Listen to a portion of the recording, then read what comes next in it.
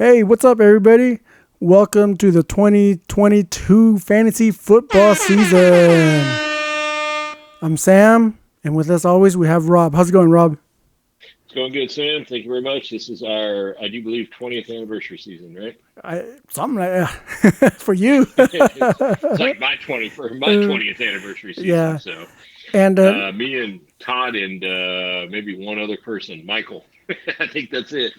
So again, we apologize. We didn't have a week one podcast, but here's a week two podcast. So, I Rob, what do you think? We don't have to go over the standings. We don't have to talk about playoffs yet. playoffs. Yeah, please don't make me go through the standings. It's too depressing for me. And I was going to say the reason we didn't have a week one podcast, the real reason is I didn't have anything to say. No, I not, was not much to say. I was at a loss for words. I'm like everybody, Sam. I'm trying to figure out the new scoring. Yes, I almost text you. I was like, "Hey, where's the kickers?" And I'm like, Don't "Tony." ask me where they're buried under your defense somewhere. I'd like to give a shout out to Cody here that the kickers to this point have made no difference whatsoever. And ignore that 39 out of the Buccaneers. It wasn't from the kicker. Yeah, So yeah. All right. Well, let's just hop right into it then. speed Let's round. yeah. Let's talk about our new. I'm sorry, our first matchup here. New. Let's roll right through them, Sam. I'm going to do these in 3 minutes or less. You ready, brother? Hell yeah. These are in the order they come to me, no preference, and I sure as shit would not start with the game green in the first week under normal weeks. 110.25, running into the autumn wind. What's the worst thing about leaving 35.5 points on the bench from a guy named Amon Ra St. Brown? I'm trying to learn it, and I need to learn it so I can actually start him. The worst thing than leaving 35 points out of Amon Ra St. Brown on the bench is that the autumn wind did not leave 35 and a Mm-hmm. half points from Amon Ra St. Brown. Ass kicking all the way through. Tampa Bay Buccaneers, I mean, I adjusted the hell out of the defense, brought it down in points and everything, and Tampa Bay still, well, I'm sorry, it's just Jameis Winston on the other side. You cannot keep teams less than 40 points when they're going up against Jameis Winston. And Jalen Hurts, Don out there, shout out to you for later. I'm wrong. Jalen Hurts is the man at this point. Autumn wind just destroys the game green. Rolling on down, degenerate bastards of the bag of the bat. There was a time when I looked at degenerate this week and he had like 21 points, and I realized he hadn't played anybody yet. So he was like going into the Monday night game down, and then Josh Allen and Stephon Diggs and ho hum and just a blowout at the back of the bat. Tay sitting in 0-2 territory with the game green. Tay. Tua, 58 points. What the hell is that? Never see it again. Rolling on down. High rollers, Ninja Assassin. Sam, did you win? Sam, you did not. This is a tough loss, man. 142 points. Trevor Lawrence rewards you playing against Indianapolis. Amari Cooper looking all right, but the high rollers, Kyler Murray.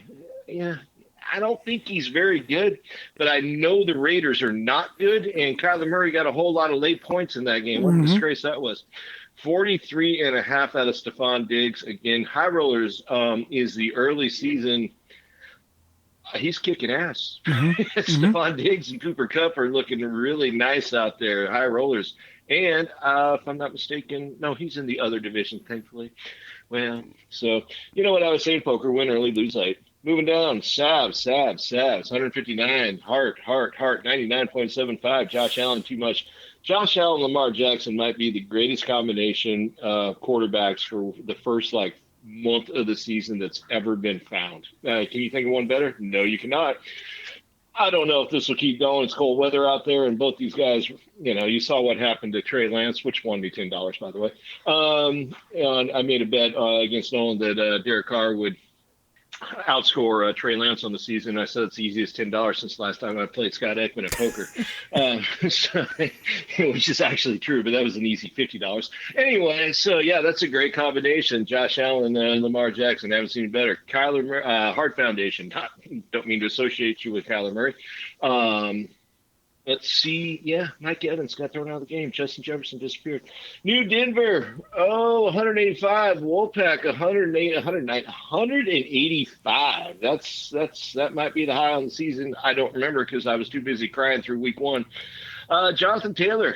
Where are you, Jonathan Taylor? It doesn't matter. He didn't need him 185 half points out of that. Buffalo Bills look like the best team in the history of football. Ooh, Pete Muppets.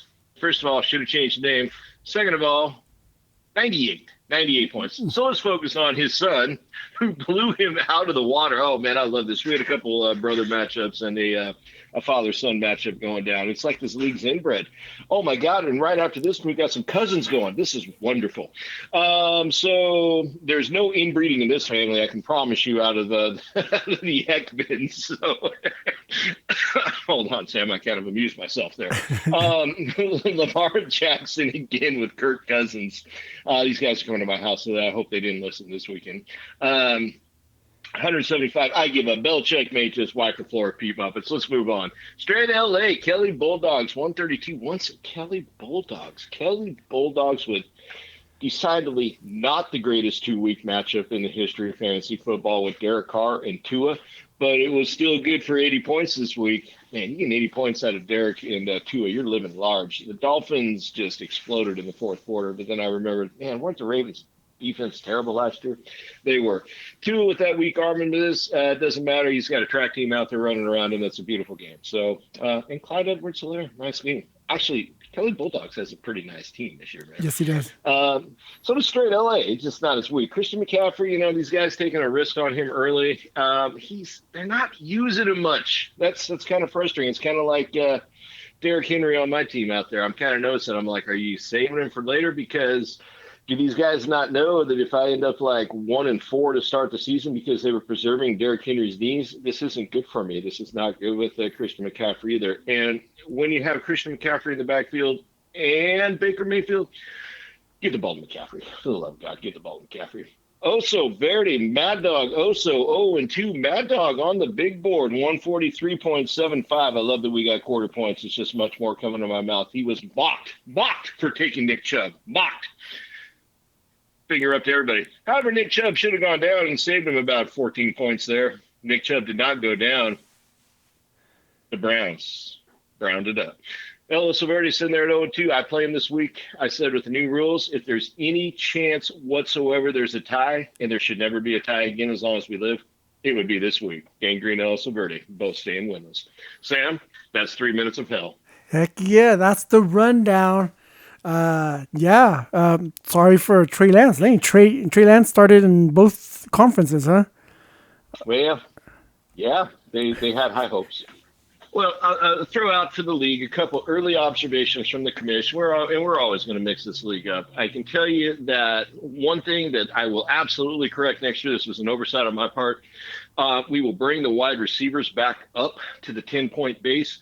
It made a lot of sense when we were given an extra point for every 10 yards to kind of make it like a 20-yard reception was equal to a dive in from the running back. But I kind of, when you're putting it together, I kind of missed this one. And, now it's like the equivalent of a 49-yard touchdown is the same as a 1-yard fall in the end zone kind of rushing play. So we'll get that corrected for next year. We can't change things midstream. It's not that big of a deal. I mean, you're losing a point. I just don't like it like that. And I hate the tight end. The tight end I despise the tight end. So I just as soon run that back into the wide receiver territory. We'll see how that plays out for next year, though. We'll let the league kind of, give their voice. But me, as, a participant, I don't like the tight end. I don't like it. Same. Mm-hmm. And there's a lot of people on the fence on it. I mean, I can kind of see the idea of the tight end. But, we're getting like 1.3 points, and I'm like, I'd just rather be running another wide receiver out there. And then everybody can go get Travis Kelce and like one other tight end, and they can run him out there with it. So the likelihood that that's anything more than a one and done is low. But, I definitely like getting a little bit out of the arcade level on some of these guys. I mean, it was, I think that's okay. We played arcade football for a long time, but it's thrown me a little bit when like somebody scores, like no one's all Tyreek Hill. 190 points is only 44. And I go, yeah, it would have been 52 last year. Not that dramatic, but it's, it's just kind of, but it's that's just taking me a second to get used to in this particular league because it's always been kind of a free for all high scoring league. I do like I definitely like the two flexes, and I don't think we've even begun to get into what's going to start happening with these two flexes. I think you're going to start seeing an awful lot of movement once we get around to when the buys start coming in. So that one's kind of fun right there. So it's I mean, for the most part, I think we kind of get it right. What you okay with it? Yeah. No complaints from me yet. you know. Yeah, no, and I haven't had any complaints from the league yet, so we must be doing something right. And it's been kind of quiet these first 2 weeks, but I got to get a new stream going out there. We still have a big Mark on there, and he's like, Robbie, please spare me the energy of this. So we'll get him off there, and I'll get a new one going for the weekly trash talk. But I think everybody's still a little shell shocked. So, Mm-hmm. Mm-hmm. so yeah, all right. times. All right. Well, thanks for tuning in, guys. Hopefully, we'll keep up the podcast every week and hit those waiver wires tomorrow afternoon. Right, Rob, at 12.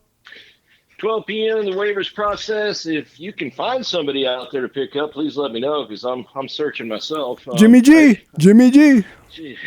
Oh man, I think what's funny about it is you put it in points order out there on the board, and I think he's like the seventh best available quarterback, and he's only played like technically 3/4 of football. This is so far this is kind of one of those years where it's kind of a little bit quiet on that board, but at one point either I'll get drunk or Tail fight back the tears, and you'll see a massive player start to come free, and then it'll be a free for all. So, all right, Sam, thank you as always. Everybody, enjoy the season, and Autumn Wind, kudos to you, brother. You just kicked my ass this week, so that was fun. All right. All right. Thanks, everybody. Mm-hmm.